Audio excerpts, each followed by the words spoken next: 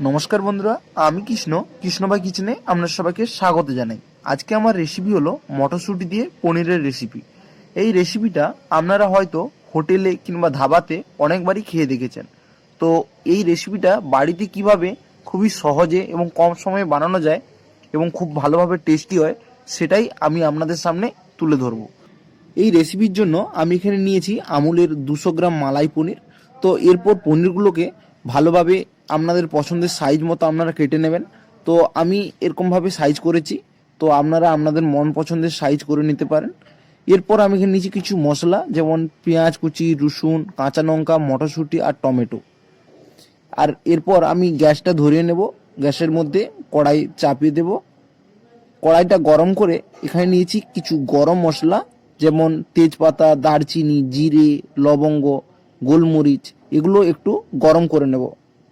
গরম করে নেওয়ার পর যখন দেখবেন লালচে হয়ে গেছে তখন নামিয়ে নিতে হবে। এরপর আমি এটাকে ড্রাই রোস্ট করে নেব।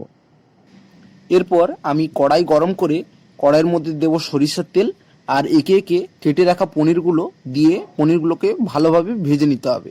এই সময় লো ফ্লেমেতে এটাকে ভাজতে হবে, না হলে পনিরগুলো নিচে লেগে যেতে পারে। প্রায় 5 থেকে 7 মিনিট ধরে এগুলো হালকা লো ফ্লেমে করে ভাজতে হবে।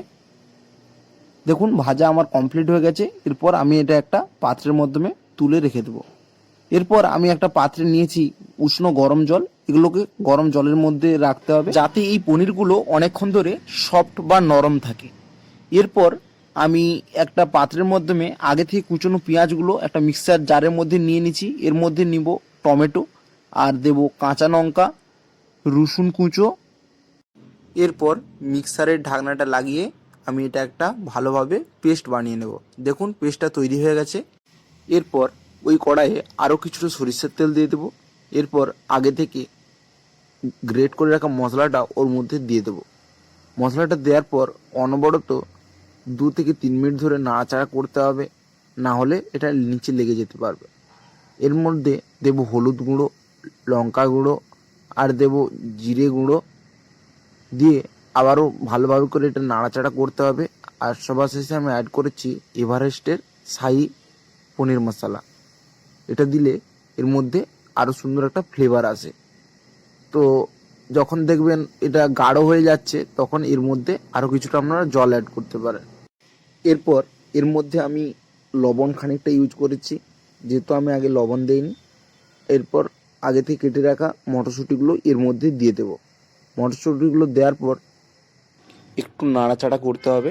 দেখতে পাবেন যে উপরে হচ্ছে তেলটা ভেসে এসেছে, মানে মশলাটা আমার কষানো হয়ে গেছে। এরপর আমি কেটে রাখা পনিরগুলো একে একে দিয়ে দেবো। পনিরগুলো দেওয়ার পর আমি এখানে কিছুটা পরিমাণ জল অ্যাড করেছি, আপনারা আপনাদের পরিমাণ মতো জল অ্যাড করতে পারেন। এরপর আমি এটা 10 মিনিটের জন্য ঢেকে দেবো। দেখুন 10 মিনিট হয়ে গেছে, কত সুন্দরভাবে পনিরেরটা তৈরি হয়ে গেছে। তো এরপর সবশেষে আমি গরম মশলা উপর থেকে ছড়িয়ে দেবো, আর কেটে রাখা কাঁচা ধনেপাতা। তাহলে দেখতেই পারলেন কিভাবে খুবই কম সময়ে এই মটর পনিরের রেসিপি বানানো যায়। এবং এভাবে আপনারা বাড়িতে অবশ্যই একবার ট্রাই করবেন আর কমেন্টে জানাবেন আপনাদের মতামত। আর আমার এই ভিডিওটা যদি আপনাদের ভালো লেগে থাকে তাহলে ভিডিওতে একটা লাইক করবেন আর বন্ধুদের সাথে শেয়ার করতে ভুলবেন না। তাহলে দেখা হচ্ছে আবারও একটা নতুন রেসিপির সাথে নিয়ে। ততক্ষণের জন্য আমরা ভালো থাকবেন, সুস্থ থাকবেন। ধন্যবাদ।